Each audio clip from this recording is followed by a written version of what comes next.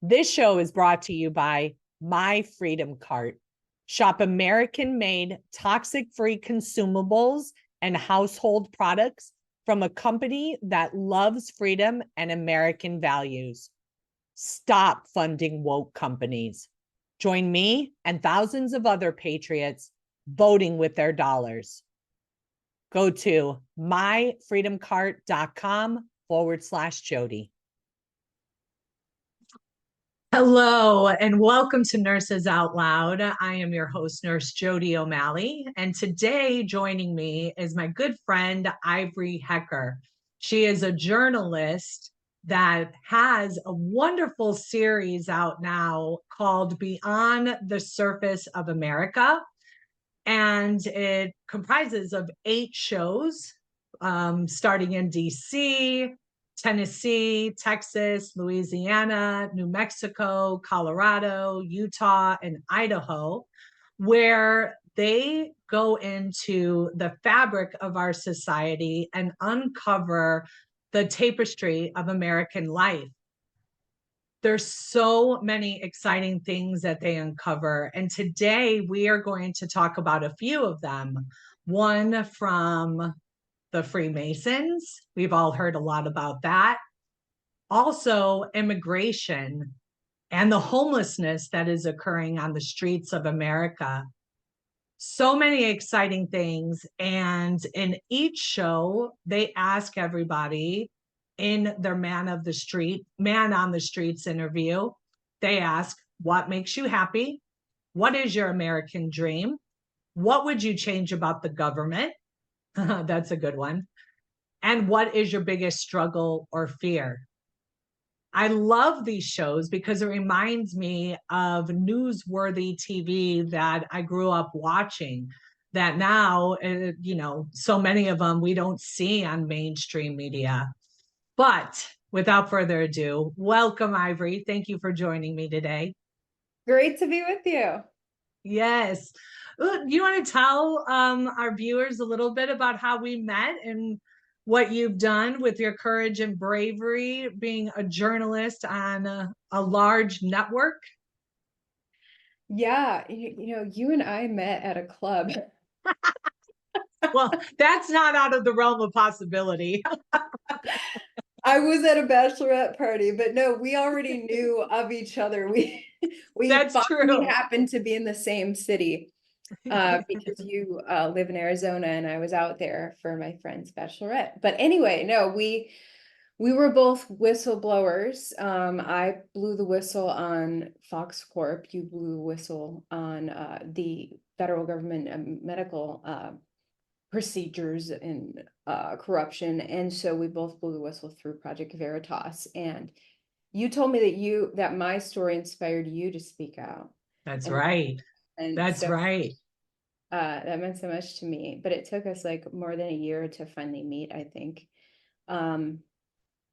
Yeah, so I just showed the recordings and the letter that was sent to me from Fox saying that I will be fired if I report facts about COVID treatment again. Certain facts were banned. Actually, I was prohibited from covering COVID treatment after I simply reported like I've been reporting for 9 years.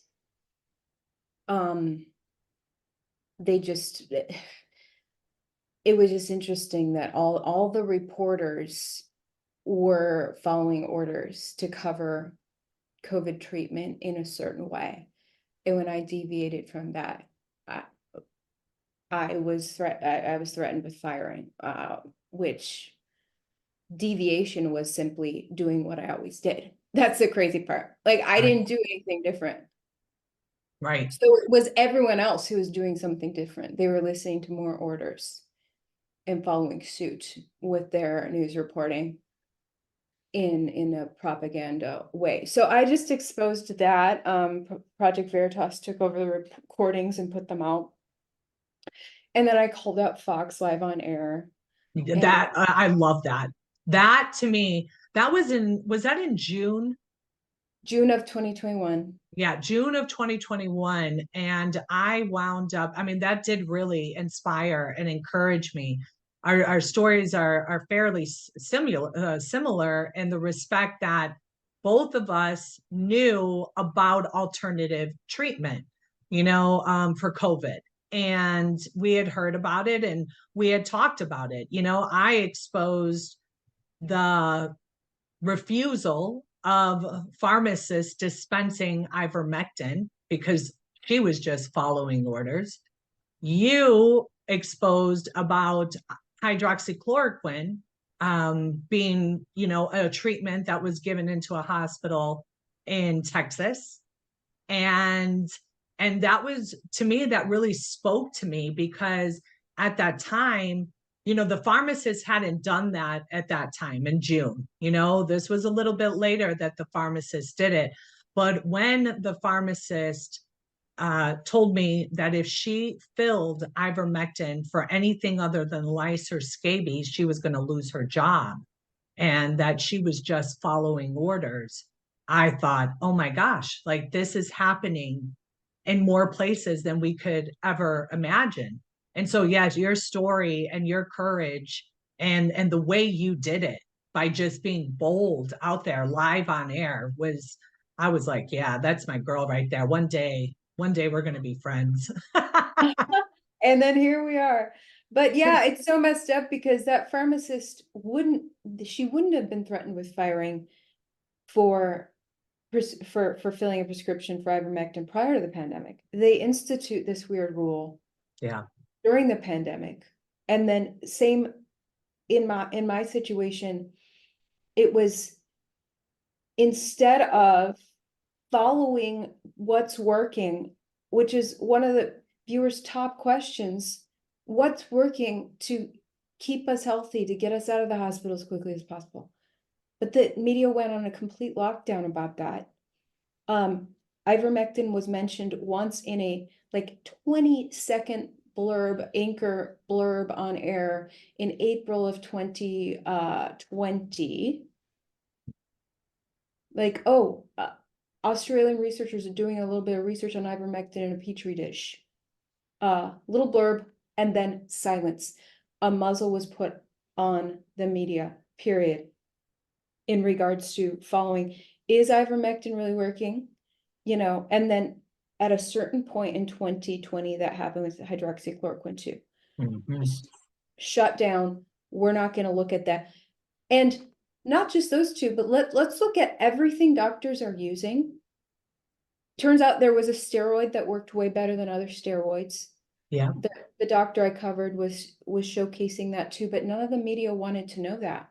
Mm-hmm. And when he would talk about it, they would edit that part out of his interview. And then to go so far as to threaten a reporter with firing, because I did cover exactly what he was using, and turns out his hospital was saving 4 times more lives. Yeah. Now that sounds like blood on the media's hands to me. Yeah, absolutely. On the media's hands, on the nurses and doctors that, I would say, there's so many nurses and doctors out there that are saying they knew that something was not right. We had never practiced medicine this way, telling people to stay home.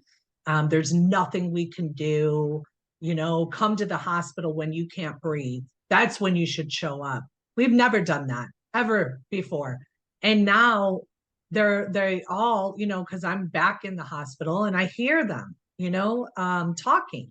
And they all knew that it was safe. I mean, we just had Chris Cuomo come out and say, the one guy who was, vilifying anybody for not being vaccinated and talking about like horse, pills and stuff against ivermectin, and now coming out and saying, oh, we were given the wrong information. And to me, I think even as a nurse, I have an ethical responsibility to the principles that I took an oath to uphold. The same for journalists, correct? Oh, yeah. I mean, we don't take an oath, but journalism school taught me that the primary purpose of journalism is to pursue the truth and get answers to people's questions that will keep them free. Like the number one thing as a journalist is getting them the information to keep the people individually free. And I don't know what everyone else learned in J school, but I think there's a lot of journalists in it for the wrong reasons, and I think that was exposed in the pandemic. And in regards to Chris Cuomo, all I have to say is big hand clap for Chris. I celebrate him, and we forgive you. Like I know a lot of people are not going to forgive him, but I'm just saying I think if we can forgive the media members who are humble enough to come forward and say, "Oh crap, I was wrong." That can help change the media. The more we scold someone who has the courage to come forward and say, I was wrong, the more we're sending the media back over to their little cult where they're like, okay, well, we hate you too, and we're going to continue gaslighting you. But look, a lot of media members did just have their blinders on. They didn't care that much. I was a crime reporter primarily. I mean, I would cover everything, but the number one thing I covered was crime, and healthcare didn't interest me actually. I thought natural health was cool, but like what our hospital's doing, I didn't really care. But when I found out something was being aggressively hidden, then I got very interested in healthcare. Yeah. So basically a letter from Fox saying if you cover COVID treatment again, you're fired. Then I was like, oh, there's something I need to investigate. And then I started to research, crunch numbers, and found out the hospital I got in trouble for was saving 4 times more lives. And that was so dirty to me. But I think a lot of news people just take their assignment, like their boss says, you're covering this today. You interview the CDC, you parrot what the CDC said. You find a person at the hospital, like, here's someone in line to get a shot. We'll interview them how they feel about getting the shot. Oh, I can't wait to get my shot. Okay, now the story's over. And there's no digging. And I think that a lot of reporters genuinely were in the dark about how much corruption they were being used for. They didn't know they were being used as a tool of corruption. And many reporters haven't looked closely at my story. They saw me do a stunt on TV and they think I'm attention seeking, and they don't look past that at what I was exposing, because what I was showing is that all of us media members are being used as tools of propaganda. We're being used by pharmaceutical companies to make more billions, and we're being used by politicians to gain more power. And what we're not being used for is the truth and for empowering the individual in society. And that's what we got into J school for.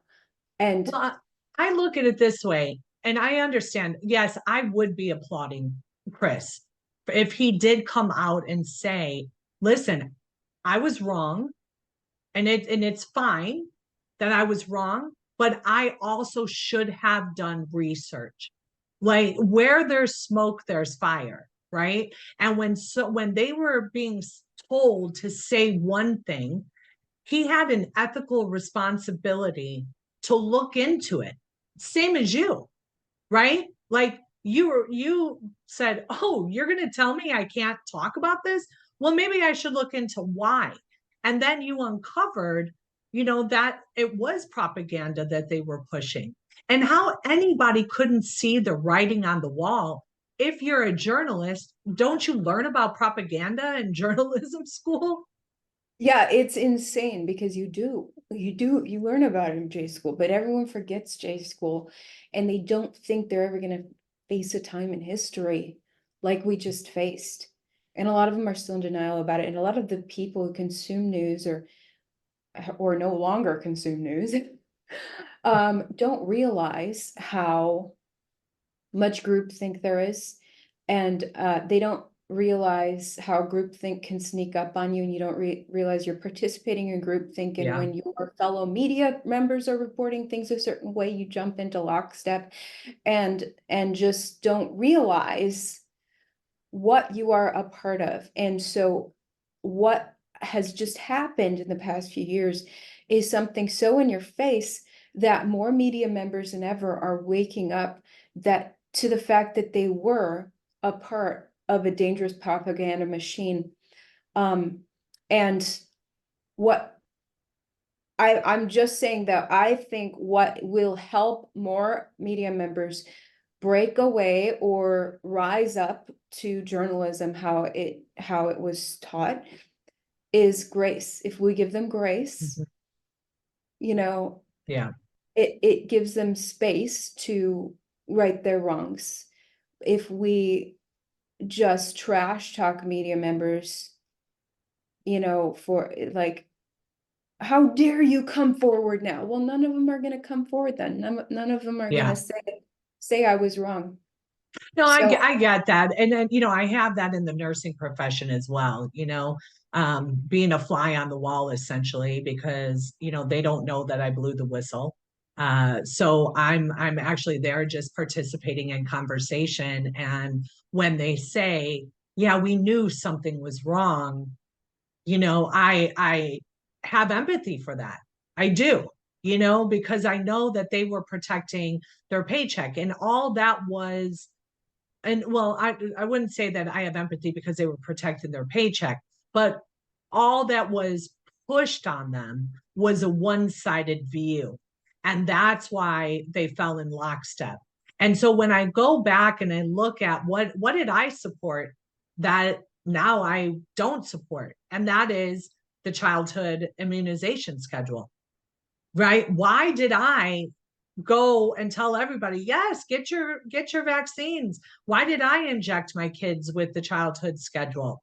Because I trusted the government. I trusted that they were doing research and stuff. And so I understand, like, if I were to come out, I have come out, and if the quote unquote anti-vaxxer community that has struggled for decades, right, and been through hell, if they came to me and said, we don't want to hear it, Jody, yeah, you were sorry, but you know how many lives you cost?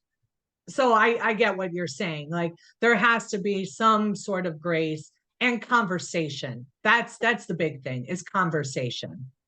exactly, like if any media member like Chris Cuomo coming forward like that, if other media members saw America celebrating that man for suddenly coming to the truth about what's happening with side effects, what would that do? It would encourage more media members to say, let me stick my neck out there and admit my wrongs too. Yeah.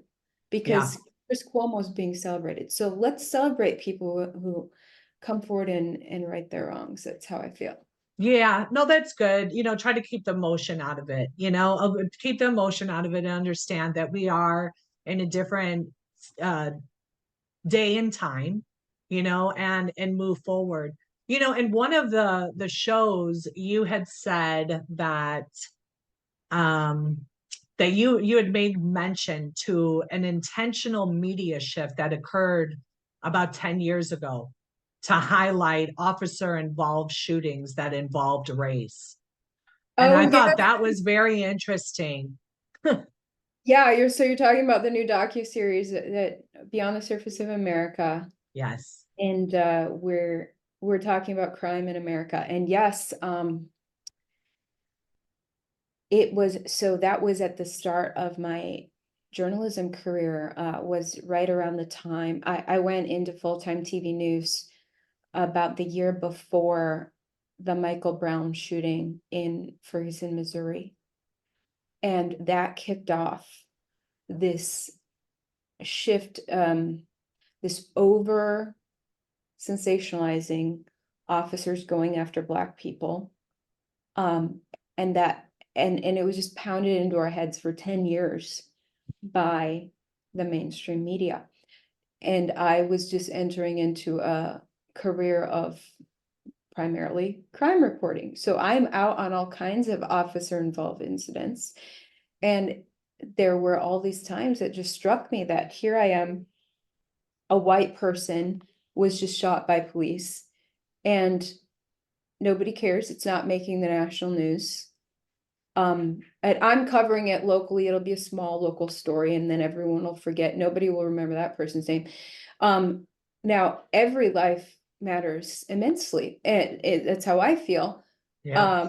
But to see the media just blow certain officer involved incidents just out of the water, like wall to wall coverage for months over one person killed by police based on their skin color, something was a little off. And then so many of these cases would turns out, well, the guy was threatening the officer's life and the officer had to make a tough decision.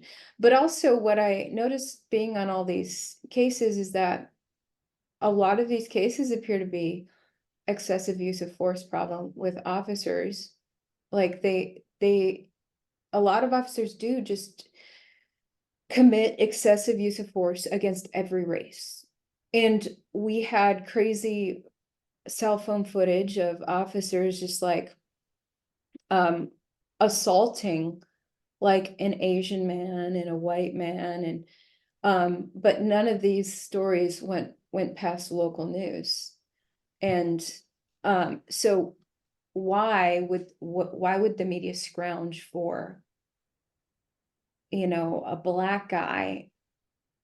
It was to create a narrative that black people were being hunted down by police. And Yeah. so it was a deceptive narrative because all of the white people and Asian people were being hidden. They weren't going to the national news. And one of the last stories I covered before I left Fox was an officer involved incident.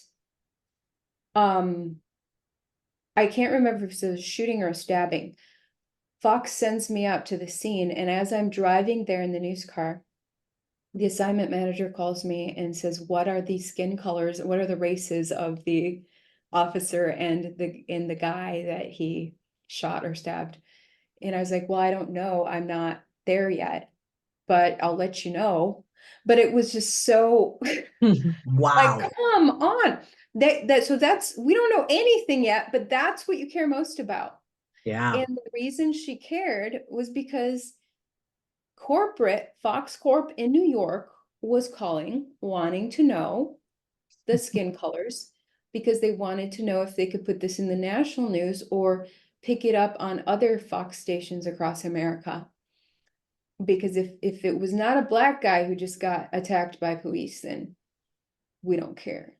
Yeah. And people just need to be aware of that, because I have black friends who genuinely think that police are out to get them, that genuinely think that there's this huge percentage of racist Americans that is not true. And I think so many white people have gotten exasperated about this that they started to develop a chip on their shoulder against black people because they're like, this isn't fair. So, which is like definitely not the right response. But what's happening is this narrative over a decade's time is starting to create more racial tension on both sides, and it's such a shame. And as a crime reporter seeing this, I'm like, gosh, people need to know Yeah. what's ground.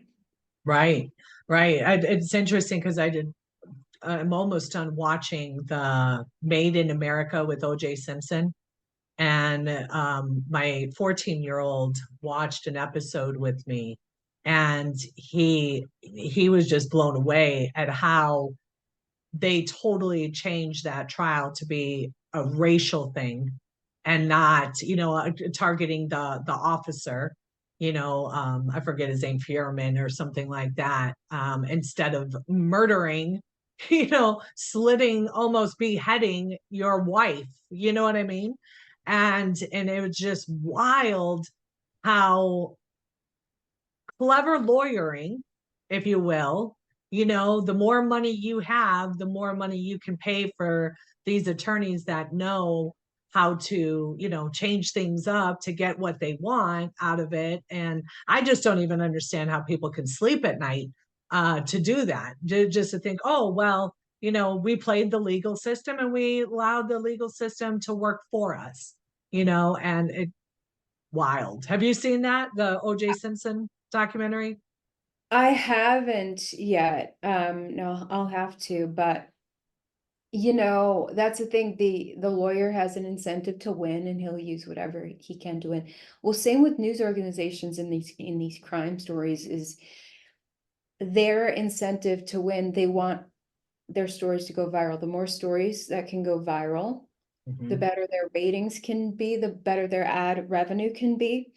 And they know that if it is an officer going after a black guy, it's going to go viral.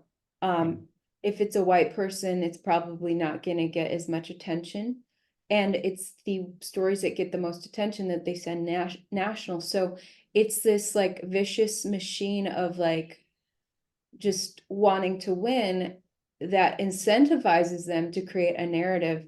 Because I think you could ask most of probably any of my former colleagues, and they would be like, I had no incentive to like try to make America believe that cops were hunting black people. Like that wasn't my intention. People just wanted to know about this particular case. But so it's just something that just happens on its own through a need to be first and be the biggest story, I think. Yeah. Yeah, I think that was another point that you guys brought up in this awesome docu series, Beyond the Surface of America, guys. It's on unified.tv. That's UNIFYD.tv with Ivory Hecker and her co-host Elizabeth Lane. I'm going to play a little trailer clip for you guys going into break, and then we'll be back to discuss some other details of what she uncovers with the Eagle Pass in Texas, the Rio Grande crossing. That really struck me. The agricultural aspect of it and what's happening to our food. So we'll get into that and so much more. But let me play this little clip for you guys, and I'll see you on the other side of the break.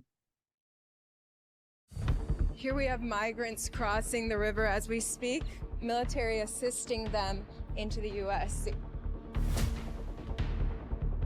There are things like plans for how the CIA can hijack your smart TV, and they can turn it into a microphone. So even if your TV is off, it's listening to you.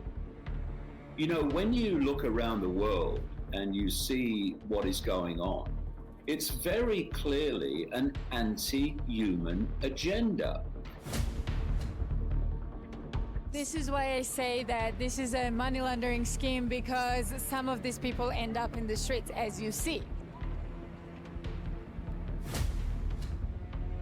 The moment anything changes in the border as far as policy or enforcement actions, the word goes out. The magnitude, the scale of this, we started getting an inkling of that when the Soros caravan started coming up. They want to group things together. So when it happens to one, it happens to all.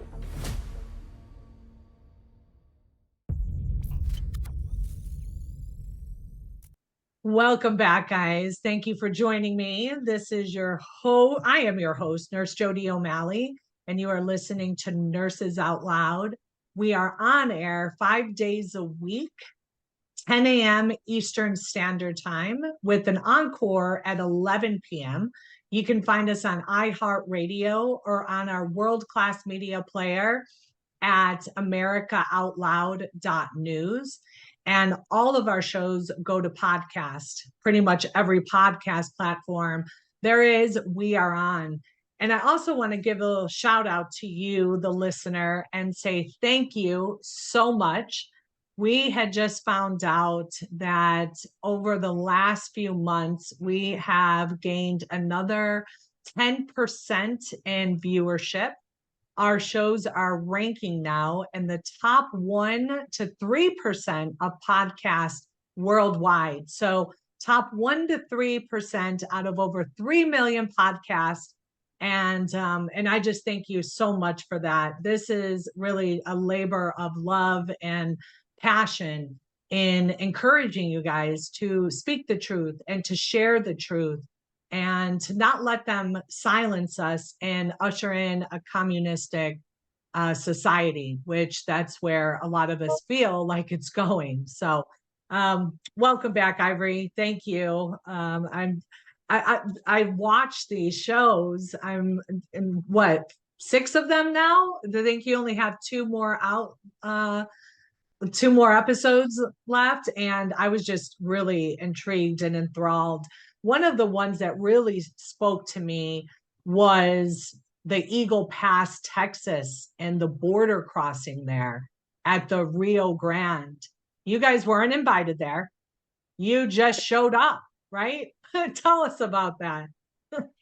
Yeah, I have friends who have been to the border a lot, and they told me a good spot to go where crossings often happen, which is under the bridge at Eagle Pass, crossing over to Mexico. So we just drove our car out there, walked out, and as we're approaching the riverbanks of the Rio Grande, we see all these men in camouflage helping migrants over the barbed wire fence. Those men were Army National Guard, allegedly, Governor Abbott's troops in Texas, but Army is under the control of Joe Biden. So if you ask Greg Abbott, the governor of Texas, he'll say he sent these men in camo to go protect the border to keep migrants out, and that he had them put up that barbed wire fencing to make it more difficult, since Joe Biden won't finish Trump's wall. At least Governor Abbott will send his National Guard troops to put out barbed wire, Constantine wire, razor wire fencing to make it more challenging for migrants to come in. But when we walk up with our cameras rolling, Abbott's troops are helping the migrants over the supposed fence to keep the migrants out. So I'm like, what is this? What is this, Abbott? But here's the thing, Abbott may not know that that's what's happening. I mean, I want to think that Abbott sent the guys out there, with good intention to stop illegal immigration, but they're doing the opposite of what Abbott says they're doing. And nobody else has covered this. The fact that these National Guard troops are helping migrants over the fence. There's all these headlines about like Abbott's trying to put the wire, the razor wire fencing down, and Biden and his border patrol are trying to take the razor wire fence off. And it's this fight between Abbott and Biden to put the razor wire down or take it off. But when I go out there, I see everyone working in unison to help these migrants over the fencing. And I just checked the latest data from Border Patrol on cbp.gov. And so far, to date, since Biden took office, it's just under 8 million border encounters. That's not even the gotaways. So all the migrants who crossed and went right past Border Patrol, because Border Patrol can't be at every single point along the entire border. There's large swaths of land where there's not even Border Patrol agents. So there's always gotaways. Who knows how many millions of gotaways there are, but just under 8 million people Border Patrol has encountered. What that means is they've basically welcomed that person in. They gave them a notice to appear and welcomed them on in. And in our episode, Beyond the Surface of America, episode 4 in Texas, we track what happens next. So Abbott's troops help the migrants over the fence. Then they hand the migrants off to Biden's Border Patrol. Then Biden's Border Patrol puts the migrants on a bus. And then that bus drives over to a tent a few miles into town. And then in that tent is where the printers are. And they print out pieces of papers that say, here's a notice to appear. You're free in America now, but like just show up at court at a certain date. But you can go wherever now. And then from there, they get on another bus with their notice to appear, and they ride to the charity. And there's various charities that are contracted with the government. And the charity takes our tax dollars and then prints out plane tickets and gives them some money and cell phones, and then says, where do you want to go? And okay, here's a plane ticket to that location. Here's a taxi. And then the people head on into America. And on a prior visit to the border, I filmed the migrants getting into taxis and heading off to the airport with their little envelopes that are funded by us taxpayers. So we filmed at the charity, we filmed at Border Patrol, and at the Border Patrol tents, and it's all top secret stuff. It totally was. Top secret. Giant prison wall, giant concrete prison walls with this big sliding opaque fence with a guard at the fence. That's the charity. It doesn't seem very charitable. Like, are the people okay in there? Like, what are you hiding? Right. But I think they don't want attention. I think my theory is that they close this up, and it was in this building that behind another business, like tucked away in a back alley as well. That's the charity where migrants are going to get their tickets into America. I think they just don't want the attention because it's big business for a charity. Any business owner knows when they're contracted with the government, that's a nice guaranteed pay. And the government can be kind of loose with the funding because it's not their money. It's the taxpayers. Here's some extra money.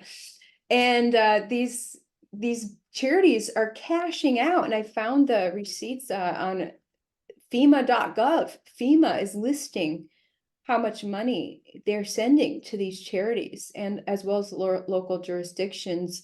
Last fiscal year, they allocated $363 million to making sure that migrants have a place to stay and transportation when they get into America illegally. Yeah, illegally. And here's the thing, people, and I want you guys to really let this sit in for a second. We always talk about the government giving money, the government, but we fund the government. So essentially, we have to understand that, and it has to resonate with us that American taxpaying citizens are funding this. Right. There's so much of our hard-earned money that we never get to see. Right. And when you work for a corporation, you don't realize that because it's siphoned out of each paycheck. But there's so much money that we work for that we never get to see. What we're sliding down the slippery slope of socialism into communism. Like we're basically a socialist society at this point. We're on a level. Socialism has different scales, and we're on that slope. And so our money is being redistributed to a cause that we disagree with. Yeah. I mean, I think it would be interesting, when you get your paycheck, you see, oh, this much went to Medicare, this much went to Social Security. What if there was a line item that said, here's your 50 cents this week that you are funding illegal immigration. You're funding plane tickets. Can we pass a law where that has to be like line itemed out? That would be a great idea, because then people would be aware of what they're doing. And it's the media's job to make people aware of things like that. I mean, that's what we tune into the media for, but the media doesn't always do that. And so I hope that this docuseries we put out helps do that a little bit in an entertaining fashion. Actually, it's entertaining because it shows us behind the scenes as we're trying to get these stories. Yes, it's very entertaining, and just even the banter between you and your co-host Elizabeth Lane, right? I love hearing both of your opinions and how sometimes you guys disagree with each other, and that's okay because you're still respectfully communicating with one another and being respectful of the differences. I think one of the differences, and one of the first shows that I watched was about the Freemasons. You know, it's interesting because I believe it was in Boston, that they have their big headquarters uh, there, and I think it was Boston. And I went in with a friend, and I, really hadn't done much research about Freemasons or anything like that. That has been a term that I've heard throughout the years. But since COVID, people are doing more investigation, right? And when I went in there, I was looking at the different symbolism and stuff. And I just want to get your take, because I think Freemasons came up just randomly throughout your travels. Did your opinion of them change at all? Well, see, I didn't really have an opinion of them going into this docu-series, and so I could say it definitely changed in that I like kind of formed an opinion. But it was Elizabeth's idea to go to this Freemason temple in DC and interview one of the 33-degree Masons. And so she got in this big debate with him in our interview of like basically you're sending BS my way. I'm not agreeing with this. Because he's saying this is like a men's club, because she's like, what is the purpose of Freemasons? Well, we get together and support each other and do charity work, and we build character, and you have to be a good person to get in, like you can't have a criminal record or anything. And religion and God is like a big thing for them. And I listened, and I was like, and I hadn't paid any attention to Freemasons. I listened. I was like, oh my gosh, this is so needed. Like men need support groups. Right. I was sitting there like, let's go. And literally Elizabeth is like, are you kidding me? You guys like control evil things behind the scenes. You guys are like a world power who are manipulating society. And I was like, wait, what? Really? And I was and so I'm like taking the guy's side, like the Freemason side in the debate, because I'm like, look, if there's a men's club that like supports men, encourages them to be good people, that's great. Right. She you and I are like, we need more good men. What do you mean? Exactly. And so it was kind of comical. Because Elizabeth has gone down rabbit holes about the Freemasons, and like I don't know what receipts she's found, but I haven't. And so I was like, I don't know, he seems like he's telling the truth. So we disagreed on that. I was like, no, I'm open to the Freemasons being like up to evil things, but I gotta see the proof of that. And I'm not seeing any proof so far. So I'm not going to judge them. Like, I'm not about jumping on conspiracy theories without seeing evidence, and but like, I'll stay open to it. And then when we got to Louisiana, we run into the Freemasons again. And then in Utah, we ran into the Freemasons again. Wow. And this is a road trip we did across America. We were actually driving and filming everything in person. And it was so crazy because in the Utah episode, we were going to go tour a graveyard. This is the Louisiana episode. We're going to tour a graveyard because we heard about hauntings in New Orleans. And they have these huge, like, temple, like, monument graves. Every grave has to be above ground because it's too swampy there.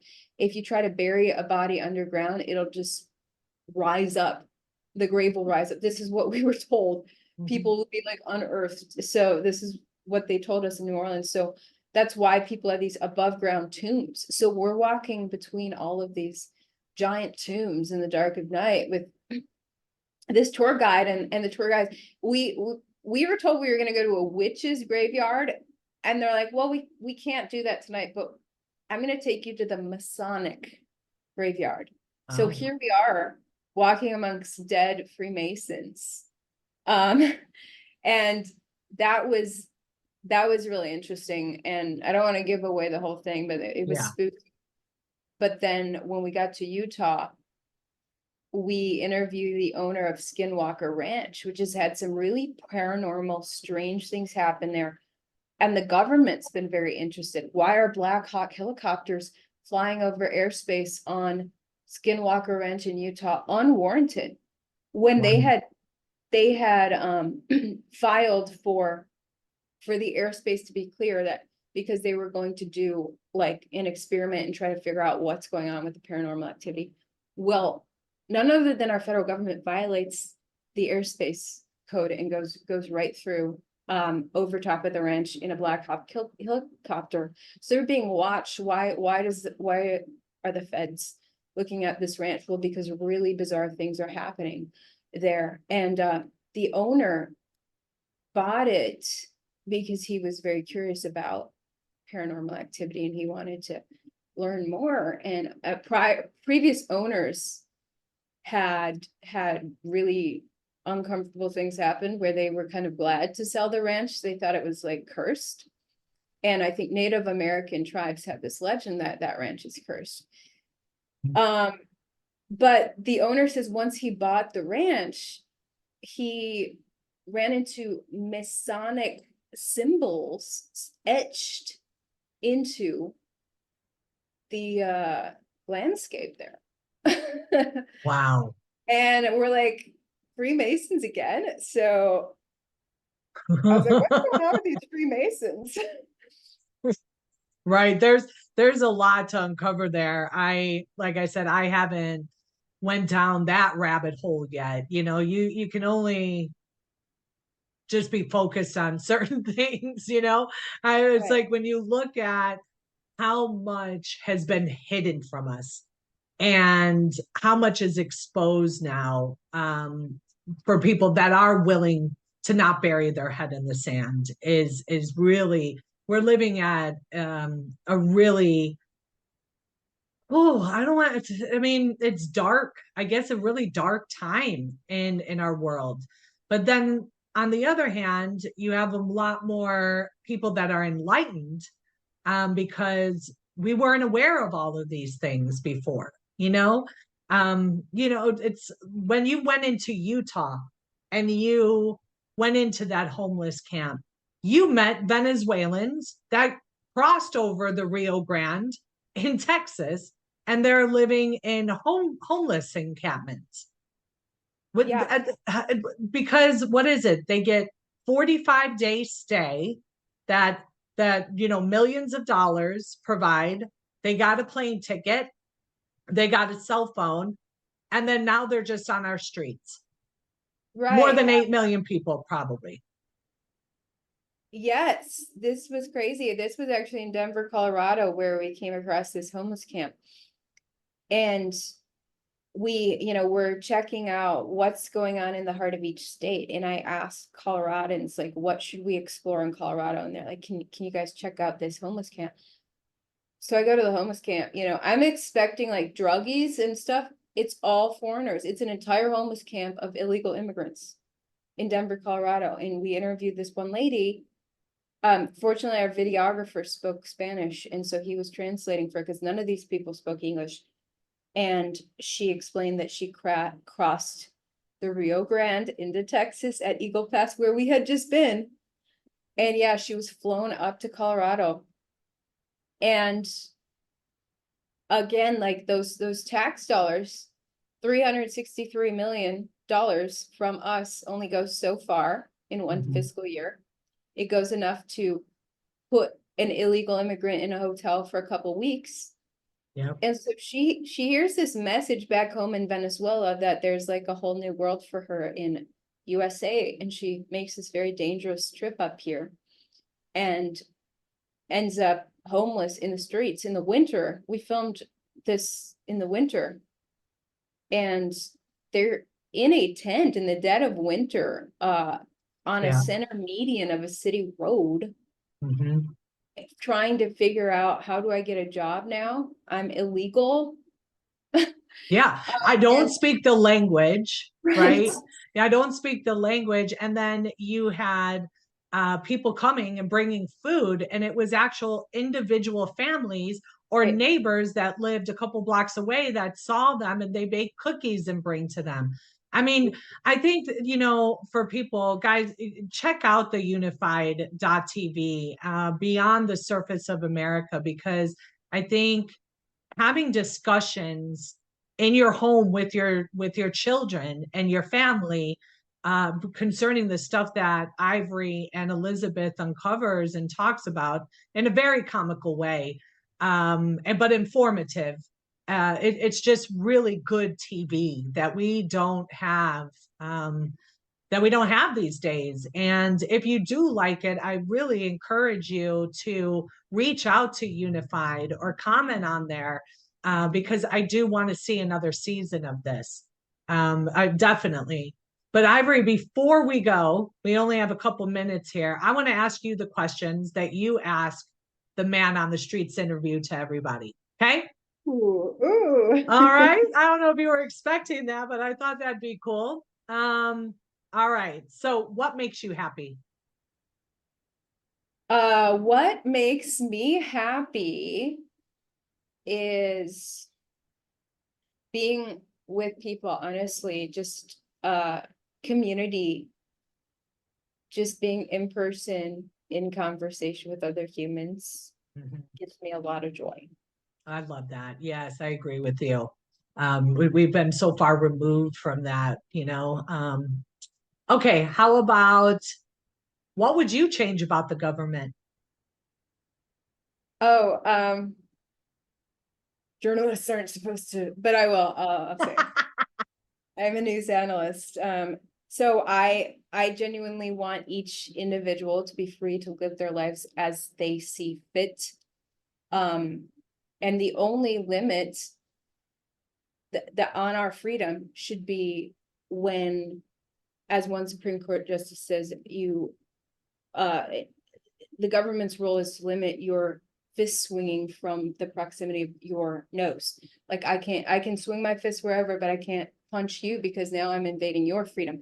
So basically, I would change the laws to get rid of government encroachment on each person's individual liberties. We should be free to live our lives however we want, as long as it's not messing with someone else's freedom. Yeah. Yep, I agree. I agree. What is your American dream? My American dream is to have a family. I just want to settle down with a wonderful husband, have children, have a peaceful life, while also continuing to make a difference by informing people in an empowering way and make a lot of money. I love it. Yes. I want to have a comfortable life. Yeah. Yeah, there's nothing wrong with that. The more you make, the more you can help others. So I agree with you.